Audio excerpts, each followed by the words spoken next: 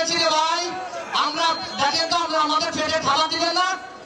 এখানে প্রত্যেকটা টিচারের মুখের দিকে তাকান, আর একজন আমলার মুখের দিকে তাকান, আর একজন সরকারি অফিসারের মুখের দিকে তাকান।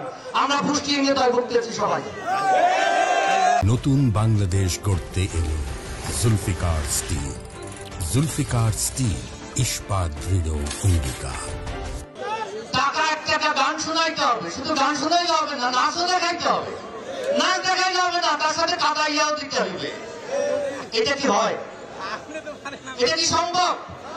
আমাদের সরকার সেভাবে রেখেছেন। এর পিছনের একটা কারণ বলি শুধু। একসময় জমিদার ছিল, জমিদারদের একজন প্রজা যে বলছে, হুজুর আমার ছেলেটাকে তো আমি পড়াইতে নিব। তাই বেটা তোর ছেলের পড়াইতে নিবি কেন? তোর বাড়ির সামনে যে জমিটা আছে আমার ওটা করে খাইকে। তার মানে লেখাপড়া শিখতে দিবে না। এদেশের পলিটিশিয়ানরা, এদেশের আমলারা তাই, এদেশের মন্ত্রীরা যুগে যুগে তাই করে রাখছে, এদেশকে সামনের দিকে এগোতে দিবে না। একদম মূল কারণ তাই বুঝতে হবে আপনাদের। আজকে আমাদের দশম গ্রেডের জন্য কেন আন্দোলন করতে হবে? কেন আন্দোলন করতে হবে? আমাদের এই যোগ্যতা নিয়ে, স্নাতক 2য় শ্রেণীর যোগ্যতা নিয়ে একমাত্র প্রাথমিক শিক্ষকরা ছাড়া সবাই দশম গ্রেড, তাই না? তাহলে আমাদের হবে নবম 8ম শিক্ষক হিসাবে সবার শ্রেষ্ঠ আমরা, জাতি গড়ার কারিগর। আমাদের কত হবে? নবম হবে, কমের পক্ষে। আমরা দশম নিয়ে আন্দোলন করতেছি। হঠাৎ দিচ্ছে সব কি? কেন আন্দোলন করতে হবে? তার আগে হয়ে যেত, সবাই বুঝতো। এদেশের পলিটিশিয়ানরা চাইছে ভোট, ভোটের রাজনীতি।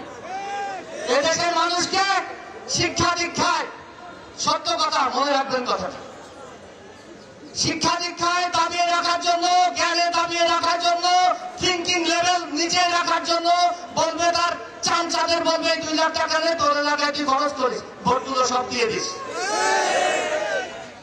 এটা যদি না হতো তাহলে এদেশের শিক্ষার মান বেড়ে যেত।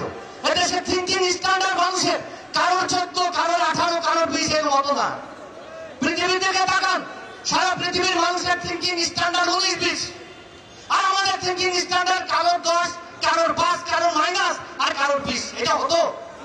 একমাত্র কারণ শিক্ষা। যে জাতি শিক্ষায় উন্নত না, সে জাতি কোনোটাই উন্নত না। যুগে যুগে পলিটিশিয়ানরা, যে দল ক্ষমতা আসছে তারা আমাদের দাবিয়ে রাখার জন্য, শিক্ষাকে ধ্বংস করার জন্য, তাদের নেতৃত্ব ফেলানোর জন্য, ভোট ডাকাতির জন্য, ভোট চুরির জন্য আমাদের দাবিয়ে রেখেছে। আজকে যারা তরুণ প্রজন্মের শিক্ষক আজকে দশম গ্রেড আন্দোলন করছে, আমরা 11 গ্রেড আন্দোলন করেছি, তারা বলছে যোগ্যতা নাই। আসলে তাই। আজকে আমি সেটাই বলতে আসছি যে আপনাদের যোগ্যতা আছে, এখানে দেখিয়ে দিতে হবে। আপনারা দেখিয়ে দিয়েছেন, সত্যি সত্যি দেখিয়ে দিয়েছেন বন্ধুরা। শিক্ষকের মর্যাদা কোথায়, আমাদের মর্যাদা কোথায়? আপনি ইউরোপে দেখবেন ভার্সিটির একজন টিচার, সে যদি ডেপুটেশনে প্রাইমারি স্কুলে শিক্ষক যায় হয়, তাহলে নিজের একটু ভাব গাম্ভীর্য গম্ভীর কি মানে একটু বড় বড় মনে করে। তার মানে প্রাথমিক শিক্ষকতায় ভার্সিটির টিচারদের চেয়ে সবচেয়ে বেশি মূল্যায়ন, তাই না? আমি আমার কথায় সবসময় বলি, আপনারা শুনছেন কিনা জানি না, শুনে দেখবেন, আমার বক্তব্য শুনে দেখবেন। ভার্সিটির টিচারদের থেকে 1 টাকা বেশি দিলেও প্রাইমারি টিচারদের দিতে হবে। আপনি বলতে পারেন সোনের ঘরের মিস্ত্রি দিয়ে 50 টাকা বিক্রি করা যায় কিনা, সম্ভব কিনা? আপনি প্রাইমারি টিচারদের বানিয়ে রেখেছেন সোনের ঘরের মিস্ত্রি, সে কি করে 50 টাকা বানাবে? যদি আপনি 50 টাকা মিস্ত্রি বানাতে চান, তাহলে ভার্সিটির শিক্ষকদের যে স্কেল, তার থেকে 1 টাকা বেশি দিয়ে প্রাইমারি টিচারদের দিতে হবে।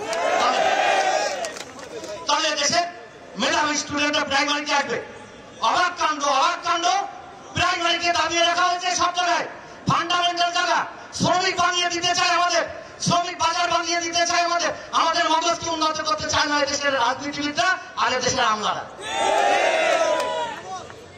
আমি অনেক কথা বলার আজকে সময় না, আপনাদের সাথে আমার কথা হবে। আজকে শুধু এটুকু বলতে চাই, আমরা ন্যায্য দাবি নিয়ে এখানে হলো, আমরা ন্যায্য দাবি নিয়ে এখানে এসেছি। আমাদের দাবি মেনে নিন, খুবই সামান্য দাবি, অনেক দাবি করি না। আজকে এই দাবি করতেছি, কিন্তু আমরা আগামীতে এই দাবি করবো না। আগামীতে স্বতন্ত্র বেতন স্কেল দিতে হবে প্রাইমারি শিক্ষকদের জন্য আলাদা। কি পেয়েছেন? কি ফাজলামি এসব? প্রাইমারি টিচারদের মারবে পুলিশ? কেন মারবে পুলিশ? আপনার পুলিশ কেন মারবে? কি অন্যায় এদের? কেন রক্ত ঝরবে? খালেদা লিপির বুকে গুলি কেন লাগবে?